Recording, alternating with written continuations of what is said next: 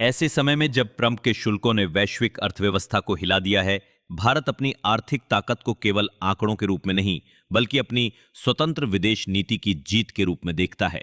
America की कठोर कर व्यवस्था के कारण दुनिया की विकास दर घटकर 2.7% हो गई है, लेकिन भारत की विकास दर 6.6 से 7.4% के बीच रहने का अनुमान है। नई दिल्ली का मानना है कि यह साबित करता है कि अन्य देशों के व्यापार युद्धों में पूरी तरह शामिल न होकर उनसे दूर रहना एक सही निर्णय था।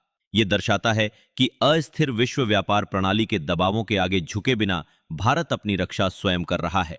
यद्यपि कपड़ा जैसे क्षेत्रों में लगाए गए उच्च कर चुनौतीपूर्ण हैं, भारत का मानना है कि अस्थिर पश्चिमी बाजारों की तुलना में घरेलू जरूरतों को प्राथमिकता देना दीर्घकालिक रूप से फायदेमंद होगा। इस स्थिरता का सबसे महत्वपूर्ण कारण ऊर्जा सुरक्षा पर भारत द्वारा लिए गए व्यावहारिक निर्णय हैं। भारत राजनीतिक कारणों से ऊपर अपने लोगों के कल्याण को लगातार प्राथमिकता देता रहा है। यही कारण है कि पश्चिमी देशों के प्रतिबंधों के बावजूद वह रूस से कम कीमत पर कच्चा तेल खरीद सका। भारत के लिए यह केवल मुनाफा कमाने का मामला नहीं है, बल्कि देश की संप्रभुता से जुड़ी जिम्मेदारी है। जब यूरोप और अमेरिका में मुद्रास्फीति विकास को रोक रही थी, रूस से मिली रियायती कीमतें भारत में महंगाई को रोकने के लिए एक ढाल के रूप में काम कर रही थीं। ईंधन और उत्पादन लागत को नियंत्रण में रखकर भारत ने अपने विकास पथ के लिए आवश्यक ऊर्जा को किफायती दाम पर सुनिश्चित किया है। इस प्रकार महाशक्तियों की प्रतिस्पर्धा में फंसे बिना इसने अपने राष्ट्रीय हित को महत्व दिया है। इसके अलावा अमेरिकी सुरक्षा नीतियों के प्रभावों से निपटने के लिए भारत असममित डीकपलिंग की रणनीति अपना रहा है। भले ही अधिक श्रम की आवश्यकता वाले पारंपरिक निर्यात क्षेत्र अमेरिका के उच्च करों से प्रभावित हुए हों, भारतीय नेता अमेरिका की भारत की ज्ञान अर्थव्यवस्था नॉलेज इकोनॉमी पर निर्भरता को अपने लिए अनुकूल मानते हैं।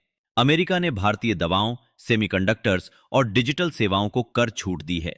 यह दर्शाता है कि अमेरिका अपने राजनीतिक रुख से ज्यादा भारत की सस्ती दवाओं और तकनीकी प्रतिभा पर भरोसा करता है। इस समझ के साथ भारत माल व्यापार में होने वाले नुकसान को सहन करते हुए उच्च मूल्य वाले सेवा क्षेत्र के निर्यात पर ध्यान केंद्रित कर रहा है।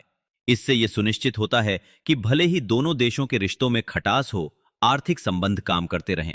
अंततः 2026 में भारत की मानसिकता यह है कि पश्चिमी देशों की प्रशंसा की उम्मीद करने के बजाय घरेलू स्तर पर ध्यान केंद्रित करना और ग्लोबल साउथ का नेतृत्व करना बेहतर है। दुनिया के लिए भारत में बनाए के नारे से हटकर भारत के लिए भारत में बनाए की आत्मनिर्भर स्थिति की ओर बढ़ गया है। भले ही निर्यात कम हो जाए, भारत के विशाल घरेलू बाजार का उपयोग करके उस नुकसान की भरपाई की जा सकती है।